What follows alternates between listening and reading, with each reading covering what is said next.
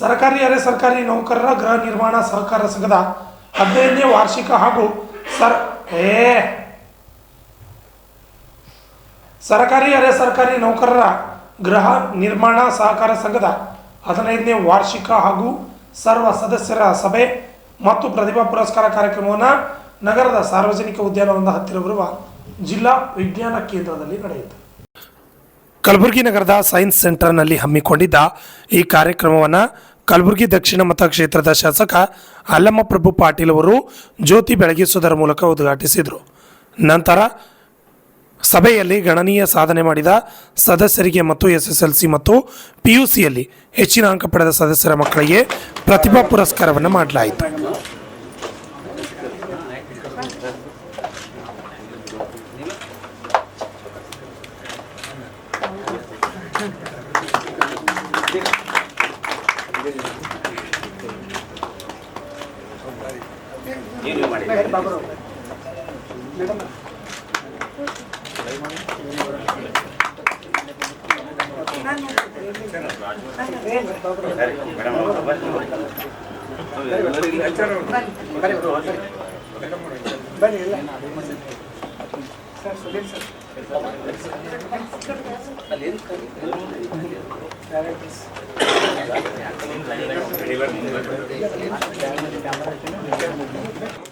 ಆ ಕಾರ್ಯವನ್ನ ನಿರ್ವಹಿಸ್ತಾ ಇದ್ದಾರೆ. ತಾವುಗಳೆಲ್ಲರೂ ಜೋರಾದ ಚಪ್ಪಾಳೆ ಕೊಡುವುದರ ಮೂಲಕ ಆ ಕಾರ್ಯಕ್ರಮವನ್ನ ನೆರವೇರಿಸಿಕೊಳ್ಬೇಕಂತ ಕೇಳ್ಕೊಳ್ತಾ ಇದ್ದೇನೆ.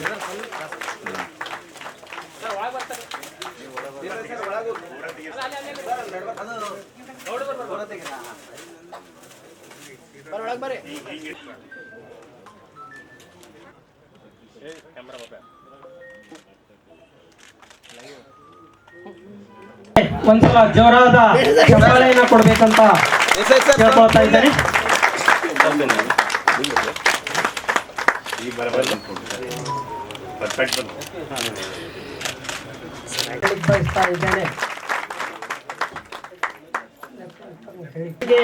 ಮೂವರು ಮಕ್ಕಳಿದ್ದಾರೆ.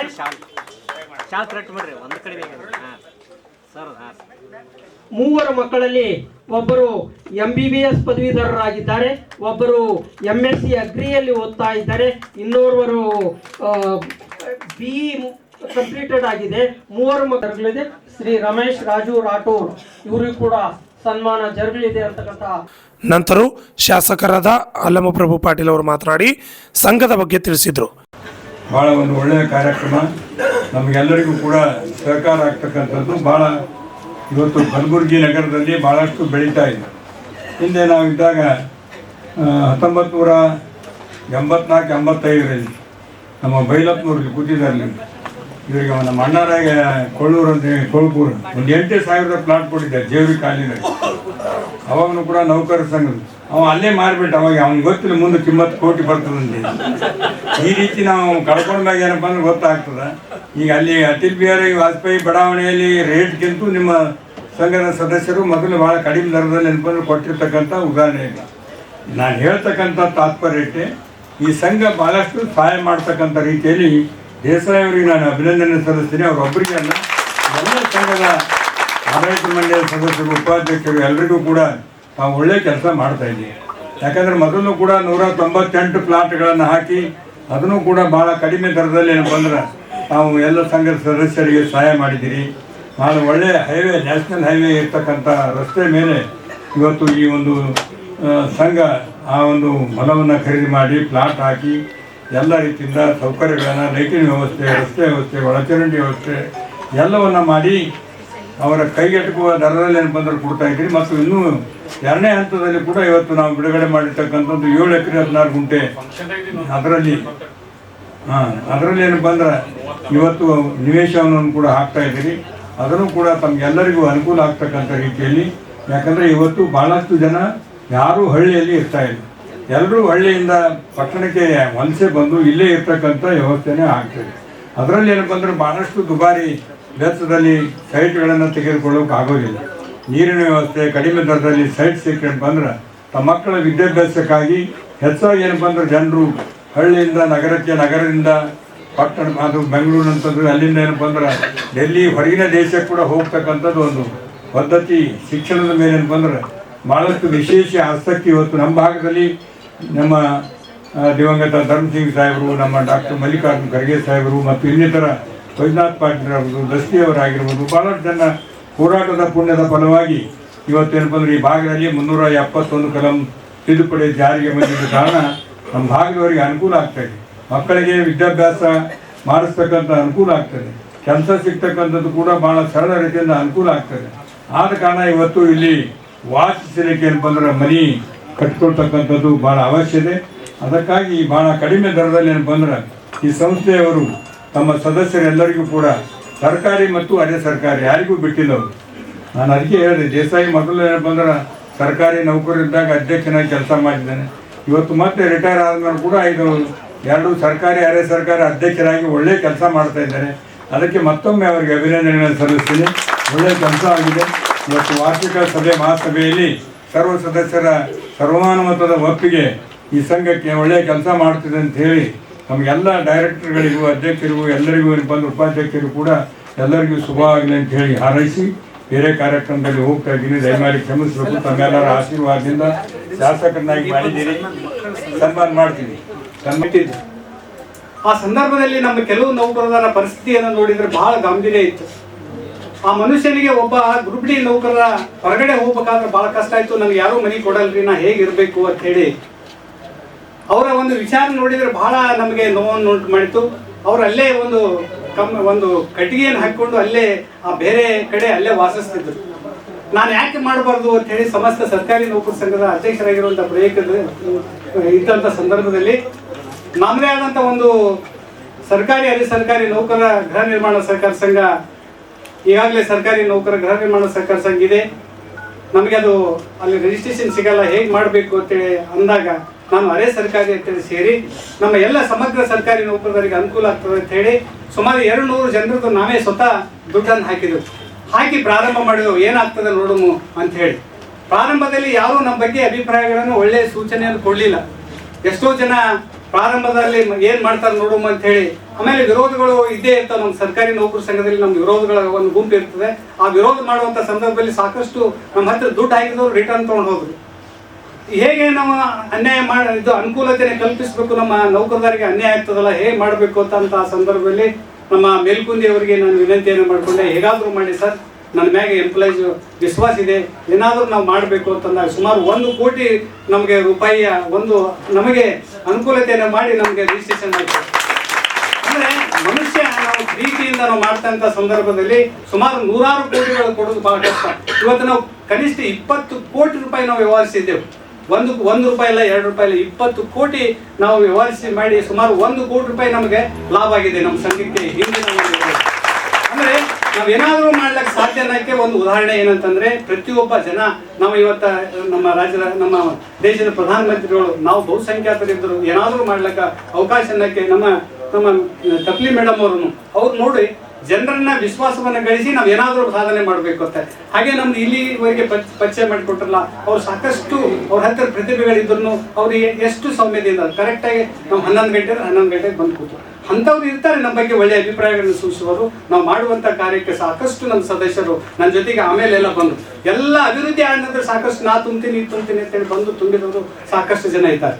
ವಿಶ್ವಾಸ ಮಾಡಿಲ್ಲ, ಯಾರು ನನಗೆ ಕೊಡ್ಬೇಕಂತ ನನಗೆ ಇಚ್ಛೆ ಇತ್ತು ಗ್ರೂಪ್ ಡಿ ನೌಕರದಾರು, ಅವ್ರು ಯಾರೂ ತಗೊಳ್ಳಿಲ್ಲ. ಯಾರೋ ಬೆರಳಿನ ಕೇಸ್ 2 ತೊಗೊಂಡ್ರು. ಅಂತ ಸಂದರ್ಭದಲ್ಲಿ ನಾವು ಈ ಕೆಲಸ ಮಾಡುವಂಥ ಸಂದರ್ಭ ಆಯಿತು. ತದನಂತರ ನಮ್ಮ ಮ್ಯಾಗ ಆ ಪೂರ್ಣ ಪ್ರಮಾಣದ ಇವರು ಅಭಿವೃದ್ಧಿಯನ್ನು ಮಾಡ್ತಾರೆ ಅಂತ ಹೇಳಿ ತಿಳಿದುಕೊಂಡು ಈಗ ನನಗೆ ಸಾಕಷ್ಟು ಈಗ ಇರುವಂಥ ಸದಸ್ಯರಿಗೆ ಕೊಡೋಕ್ಕಾಗಲ್ಲ, ಅಷ್ಟು ಜನ ನನಗೆ ಬೇಕು ನಿನಗೆ ಬೇಕು ಅಂತ ಬರ್ತಾರೆ. ಯಾಕಂದರೆ ಇವತ್ತು ರಾಜ್ಯದಲ್ಲೆಲ್ಲ ರಾಷ್ಟ್ರದಲ್ಲಿ ಕಡಿಮೆ ಮೊತ್ತದಲ್ಲಿ ನಾವು ನಿವೇಶನ ಕೊಟ್ಟದ್ದು. 4,80,000 ಕೊಟ್ಟಿರುವಂಥದ್ದು ಇವತ್ತು 20 ಲಕ್ಷ ಜನ ನಮ್ಮಲ್ಲಿ ನಿವೇಶನಗಳು ಮಾಡ್ತಾ ಇದ್ದಾರೆ. ಅದಕ್ಕೆ ಸುಮಾರು ಜನ ಅಲ್ಲಿ ಮನೆ ಕಟ್ತಾ ಇದ್ದಾರೆ. ಮುಂದಿನ ದಿನಗಳಲ್ಲಿ 9 ಲಕ್ಷಕ್ಕೆ ನಾವು ಸುಮಾರು 136 ನಿವೇಶನಗಳನ್ನ ಈಗ 2ನೇ ಹಂತದಲ್ಲಿ ಈಗಾಗಲೇ ಅಭಿವೃದ್ಧಿ ಕಾರ್ಯ ಪ್ರಾರಂಭ ಆಗಿದೆ. ಈಗ ನಮ್ಮ ಮನೆ ಶಾಸಕರು ಉದ್ಘಾಟನೆ ಮಾಡಿರುವಂಥದ್ದು ಗುಲ್ಬರ್ಗ ಡೆವಲಪ್ಮೆಂಟ್ ಅಥಾರಿಟಿಯವರು ಏನು ನಮಗೆ ಪರ್ಮಿಷನ್ ಕೊಟ್ಟಿದ್ದಾರಲ್ಲ, ಅದು ಸಾಮಾನ್ಯ ಅಲ್ಲ. ಪ್ರತಿಯೊಬ್ಬ ನೌಕರದಾರ ಕೆಲಸ ಮಾಡುವಂಥ ಸಂದರ್ಭ ಮತ್ತು ಅವ್ರ ಟೀಮ್ಗೆ ಅಭಿನಂದನೆ ಸಲ್ಲಿಸಲಿಕ್ಕೆ ಬಯಸ್ತೀನಿ. ನಾನು ಎಲ್ಲರೂ ಮಾತನಾಡಿದ್ರಂತ ನಾ ಮಾತಾಡೋದಂತಂದ್ರೆ ಸ್ವಲ್ಪ ಕಷ್ಟದ ಕೆಲಸನೇ. ಯಾಕೆ ಬಹುತೇಕರು ಎಲ್ಲರೂ, ವಿಶೇಷವಾಗಿ ತಪ್ಲಿ ಮೇಡಮ್ ಅವರು ಮತ್ತು ನಮ್ಮ ಪ್ರಮೀಳಾ ಮೇಡಮ್ ಅವ್ರು ಮಾತನಾಡಿದ ನಂತರ ನಾ ಮಾತಾಡೋದಂತಂದ್ರೆ ಹೆಚ್ಚು ಕಡಿಮೆ ಈಗ ಸೂರ್ಯನ ಮುಂದೆ ದೀಪ ಹಿಡಿದಂಗೆ ಆಗ್ತದ ಅಂತ ಅನ್ನೋ ಭಾವನೆ ಇದೆ.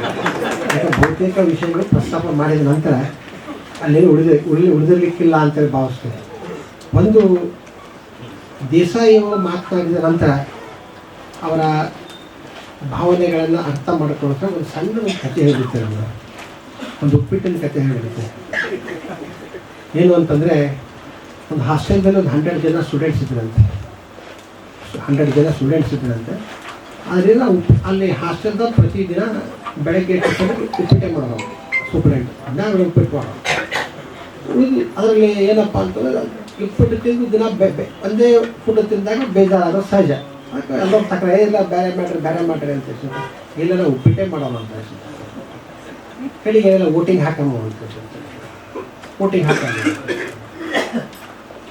ವೋಟಿಂಗ್ ಹಾಕೋದು ಅಂತ ಅಂತಂದ್ರೆ ವೋಟಿಂಗ್ ಆಯ್ತು. ಏನಾಯ್ತು ವೋಟಿಂಗ್ ಅಂತಂದರೆ ಉಪ್ಪಿಟ್ಟಿನ 25 ಜನ ಪ್ರಿಯರು ಇರ್ತಾರಲ್ಲ, ಉಪ್ಪಿಟ್ಟಿನ ಪ್ರಿಯರು ಅವ್ರು ಉಪ್ಪಿಟ್ಟಿಗೆ ವೋಟ್ ಹಾಕೋದು. ಉಳಿದಂಥವ್ರು ಒಬ್ಬ ಇಡ್ಲಿ, ಒಬ್ಬ ದೋಸೆ, ಇನ್ನೊಬ್ಬ ರವಾ ದೋಸೆ, ಇನ್ನೊಬ್ಬ ರಾಗಿ, ಪುರಿ, ಇನ್ನೊಬ್ಬ 108 ವೆರೈಟಿ ಸೀರಾ ಹಾಕಿದಾಗ, ಇನ್ನೊಬ್ಬ ಏನೇನು ಹಾಕಿದ ಸೆಟ್ಟು, ಉತ್ತಪ್ಪ ಇದೆಲ್ಲ ಹಾಕೋದು. ಅಂದರೆ ಉಳಿದ 75 ಜನ ವೋಟ್ ಹಾಕೋದು. ಅವ್ರು ಒಂದೊಂದು 2 ಕಾಮನ್ ಬರ್ತೀವಿ, ಉಳಿದೆಲ್ಲದು ಡಿಸ್ಟ್ರಿಬ್ಯೂಟ್ ಆಗೋಗ್ಬಿಡ್ತು. ಆ ಉಪ್ಪಿಟ್ಟಿನ 25 ಜನ ಇರ್ತಾರೆ, ಉಪ್ಪಿಟ್ಟಿಗೆ ವೋಟ್ ಹಾಕಿದ್ರು ಅವರು. ಆ ಉಪ್ಪಿಟ್ಟೆ ವೋಟಿಂಗ್ ಆಯಿತು. ವೋಟಿಂಗ್ ಅಂತಂದ್ರೆ ಕೌಂಟಿಂಗ್ ಆದಾಗ ಕೌಂಟಿಂಗ್ ತೆಗೆದು ನೋಡಿದ್ರು ಉಪ್ಪಿಟ್ಟಿಗೆ 25 ವೋಟು, ಉಳಿದಕ್ಕೆಲ್ಲ 4, 2, 3, 4. ಅಂದರೆ ಮೆಜಾರಿಟಿ ಇದ್ದವರು ಸಹ ಇಷ್ಟು ಭಾಗದ ಕಾರಣಕ್ಕೆ ಅವರೆಲ್ಲರೂ ಏನಾದರೂ ಅಂತಂದರೆ ಶಕ್ತಿಹೀನರಾದರು. 25 ಜನ ಮಾತ್ರ ಉಪ್ಪಿಟ್ಟಿಗೆ ಊಟ ಹಾಕಿದವರು. ಮತ್ತು ಆ ಉಪ್ಪಿಟ್ಟು ಅವ್ರು ಸಿಕ್ತು. ಅದರ ಜೊತೆ ಉಳಿದಂಥವ್ರು ಏನಿದ್ದಾರಲ್ಲ ಅವರು ಸಹ ಉಪ್ಪಿಟ್ಟು ತಿನ್ನೋ ಪರಿಸ್ಥಿತಿ. ಯಾಕೆ ಹೇಳಿ ಅಂತಂದ್ರೆ ನಾವು ಅರ್ಥ ಮಾಡ್ಕೊಂಡಿರ್ಬೇಕು ಅಂತ ಭಾವಿಸ್ತಾರೆ. ಯಾಕೆಂತಂದರೆ ದೇಸಾಯಿಯವರೇನೋ ಪರಿಶ್ರಮ ಪಟ್ಟು 15 ವರ್ಷದಿಂದ ಸಂಘವನ್ನು ಕಟ್ಟಿದ್ದಾರಲ್ಲ, ಆ ಸಂಘ ಈ ಉಪ್ಪಿಟ್ಟಿನ ಕಥೆ ಹೆಂಗೆ ಆಗಬಾರ್ದು ಅಂತ ಎಲ್ಲರೂ ಕೂಡಿಕೊಂಡು ಸೌಹಾರ್ದ, ಅದೇ ಈಗ ಹೇಳೋದಲ್ಲ, ಸಹಕಾರ ಮತ್ತು ಸರ್ಕಾರ ಎರಡೂ ನಿಮ್ಮ ಸಂಘದ ರಿಜಿಸ್ಟರ್ದಲ್ಲಿ ಎರಡೂ ಬಹಳ ಶಕ್ತಿಯುತವಾದಂಥ ಪದಗಳು, ಸರ್ಕಾರ ಮತ್ತು ಸಹಕಾರ. ಅವೆರಡನ್ನ ನಿಮ್ಮ ಸಂಘದಲ್ಲಿರೋದ್ರಿಂದ ಆ ಶಕ್ತಿ BS ದೇಸಾಯಿ ಮತ್ತು ಅವ್ರ ಟೀಮಲ್ಲಿ ಅದ ಅಂತ ನಾನು ಭಾವಿಸ್ತೇನೆ. ಯಾಕೆಂದರೆ ನಾವು ಒಗ್ಗಟ್ಟಿನಲ್ಲಿ ಬಲವಿದೆ ಅನ್ನೋದಕ್ಕೆ ದೇಸಾಯಿ ಅವರ ಟೀಮ್ ಕೆಲಸ ಮಾಡ್ಕೊಂಡು ಬಂದಿರೋದು ಇವತ್ತು ಸಾಕ್ಷಿ ಅಂತ ಹೇಳಕ್ಕೆ ನಾನು ಭಾಳ ಹೆಮ್ಮೆ ಅನ್ನಿಸ್ತದೆ. ಒಂದು ಬರೀ ನಾವು ಸಹಕಾರ ಸಂಘ ಕಟ್ಕೊಂಡು ಒಂದು ಇದು ಮಾಡಿಕೊಂಡ್ರೆ ಅದು ಕೆಲಸಕ್ಕೆ ಬರೋದಿಲ್ಲ. ಈ ಕಾರ್ಯಕ್ರಮದಲ್ಲಿ ಮುಖ್ಯ ಅತಿಥಿಗಳಾದ ಪ್ರಮೀಳಾ MK, ಶೈಲಜಾ ತಪ್ಲಿ, ಬಾಬುರಾವ್ ಯಡ್ರಾಮಿ ಸೇರಿದಂತೆ ಅಧ್ಯಕ್ಷ BS ದೇಸಾಯಿ ಅವರು ಸರ್ವ ಸದಸ್ಯರು ಭಾಗವಹಿಸಿದರು. Bureau report RJ32 Kannada news, Kalaburagi.